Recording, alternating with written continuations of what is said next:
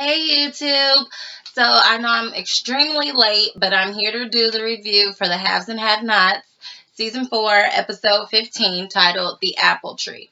Now I'm going to try to get this out before the new episode comes on tonight, and my goal is to record tonight the new review.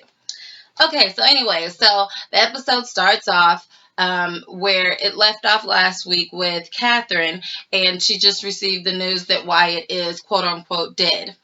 As you all know, I don't believe that he's dead, but we shall see. Okay, Hannah is there to console her, and Katherine is just like her emotions are all over the place. Then she puts Hannah in a tough position because she said, Hannah, I mean, when you went off on Jim at the hospital or in jail and you told Jim, like, even if you covered up what your son did and the murder and putting my son in the hospital, that's still not going to save him. And basically, you reap what you sow. So, now, Katherine basically wants Hannah to tell her, like, this is our fault, isn't it? We shouldn't have done all of this. We shouldn't have tried to protect him. Like, we sow bad seeds, so now we're reaping it. And Hannah is like, look, like, you just lost your child. I'm not going to talk to you about this. Like, let's just let it go. But Katherine kept pushing it. And then eventually Hannah was like, well, basically you reap what you sow. I'm not saying that is the reason this happened, because life just happens. But whatever the case, Katherine then finally says, hey, I really don't like Jim right now. I really can't stand him, but he needs to know what happened to his son. Can you please go tell him? You said you'd be there to support me. Hannah's like, no, I went off on this man a million times. Like, I can't go tell him his son has died and he can't stand me. He hates me. No. She said, please, please, please, I really need you to do it. And there's nobody else. And so, of course, Hannah always gives in. So that is her mission in this episode. Okay, so now War. Creepy old War. Although he used to be cute, but now he's creepy. So we all know that he just basically walks through walls at Candace's house and ends up wherever she is in her house mysteriously. Like, he must legit have a key to every door now. But whatever the case, Candace is laying in the bed, and then War comes up behind her, like, all like sexual and stuff, like he's gonna take advantage of her, which I'm getting really tired of seeing her in this like weak damsel in distress position. But whatever the case, he is basically warning her, like, today is the day of your 48 hours that I gave you. I need to have my $2 million by 5 o'clock today. And then she said, whoa, what do you mean 5 o'clock? I thought I had till midnight. He said, I'm not stupid. The bank closes at 5. This is where you're getting the money from. I want it, and I want it in cash. Now, we all know that, like, banks don't just have $2 million sitting in there. Like, how in the world are you going to get it in cash? Whatever the case, Candace is like, I can't do it. He's like, you need to make it happen. So, of course, she's like, okay, I'll figure it out, because she doesn't want Benny to die, because his goal is, well, his end game is, if I don't have my $2 million in cash, and you better not tell anybody, I'm going to shoot and kill Benny. Okay, so then we have Jeffrey, who shows up to Candace's house conveniently every time after War has already left. So Jeffrey shows up. Candace is like trying to calm Jeffrey down. They still don't know how his mom knows about the murder and all of this. And all of a sudden, while Jeffrey is waiting there, we see that his phone rings, and it's Justin. Justin is like, look, I'm trying to like get like a quick hookup. Jeffrey is like, no, I'm not doing that. Justin is like, meet me at the hotel in an hour. And Jeffrey's like, no. Justin's like, meet me there. And he was like, how you get my number to begin with? Well, he's 5'0". He's the popo, so of course he can get your number. Whatever the case, he was like, okay, I'll meet you there in 2 hours. I'm like, Jeffrey, you give in to everybody. Okay. So anyways, then Jeffrey has to go over to Veronica's house. He goes over to Veronica's house. She doesn't like what he wore. She said, no, you're going to have to dress up. You are here for a party. We're having a party later on. Here's the ring I bought for Melissa. You're going to present it to her. You guys are going to get married. And he said, are you just going to completely ignore the death that happened at your house? And then she said, oh, well, do you want to talk about the death that occurred at Candace's house? Basically insinuating like, okay, let me not bring up Quincy. Speaking of Quincy, where is Quita, his sister? Maybe she'll appear sometime soon. But whatever the case, so he's like, okay, what do you want me to do? She's like, are you scared of me? And he was like, of course I'm scared of you.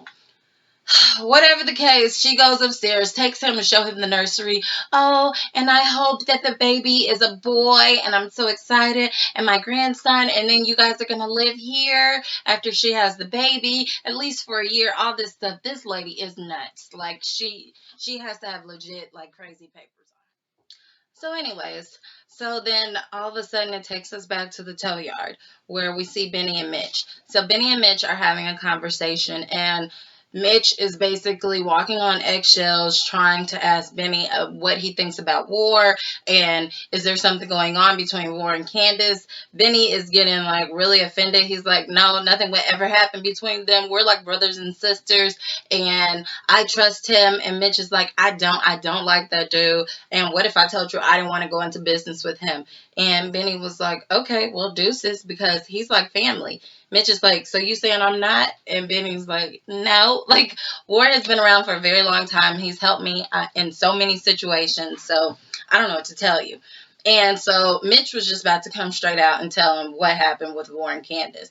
But then he's interrupted by a phone call, and basically Benny is trying to get in touch with David Harrington so he can go off on him so that he can fix his phone lines. Benny, he's just stupid, and Mitch was unable to tell him what's really going on. So hopefully he don't die because of his stupidity. But whatever the case, then all of a sudden it jumps back to Jeffrey at the hotel with Justin, the police officer. So they've like gotten down with the get down. Then all of a sudden Jeffrey wants to like lay down and like pillow talk. Well, not Mitch. Justin, the police officer, is like, no, I'm not really doing all that. And Jeffrey was like, oh, okay, cool. Well, I'm about to just be out then. And he's like, what's wrong with you? And Jeffrey looking like, as if you care. No, you know what? I'm done with this. And truth be told, Justin, police officer, he did like low key care. He just didn't want to make it obvious. So Jeffrey is like, I'm done with this. I'm done with you. I'm done with people using me. Just don't call me again. Okay, so we shall see what happens with Jeffrey. Jeffrey is just real scorned this episode. So then all of a sudden, we see Jeffrey back at the house because he had to meet his mom there. She told him to wear a dark suit. Jeffrey shows up with a floral print blazer on, which I thought was hilarious because he's rubbing it in his mom's face like, I'm going to do the complete opposite of what you want me to do. And I know that this appears to be feminine to you and this is going to drive you crazy. She gets pissed off at him, like slaps him in the face and everything. He is terrified of her.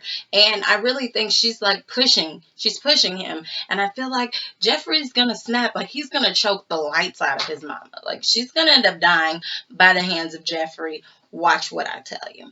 Okay, so anyways, then Melissa's there. She makes them kiss, which was very strange. And she said, that don't look real to me. Do a real kiss. Do it like you mean it. So they had to kiss again, which was gross because why would... I don't even want to think about it. But anyway, so then she says, take her upstairs, show her her room and where she's going to be living and the baby and the nursery and all that because the lady's crazy.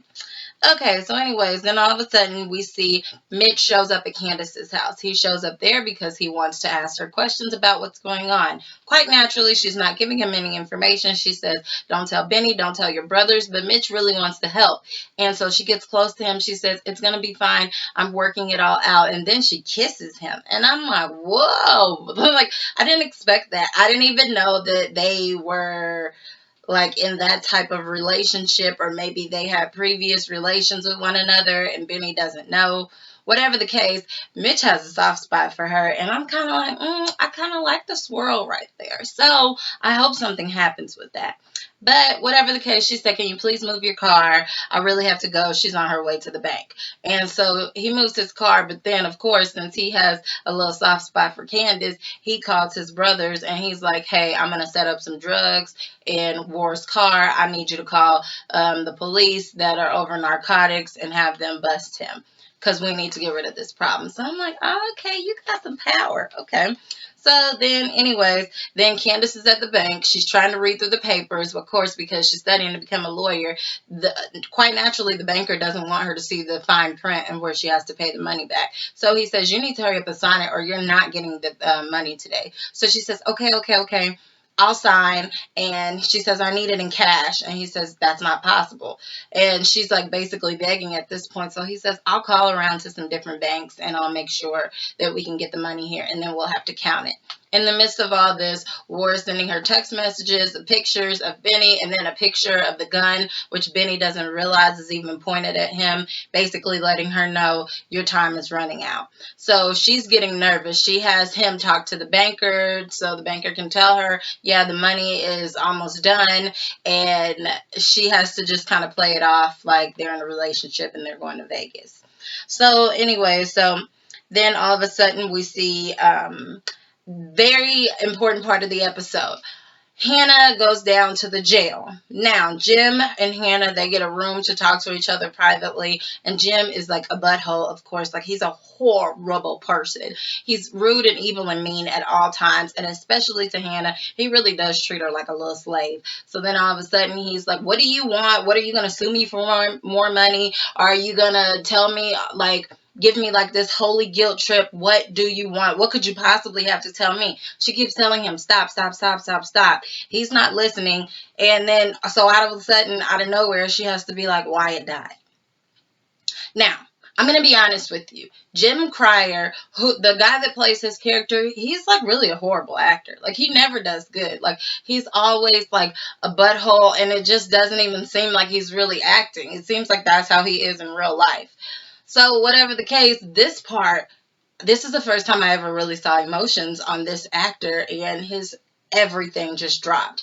Like, the life got sucked out of him. He did not expect those words to come out of her body, and then the screen just kind of dimmed away, and it was just kind of a perfect ending.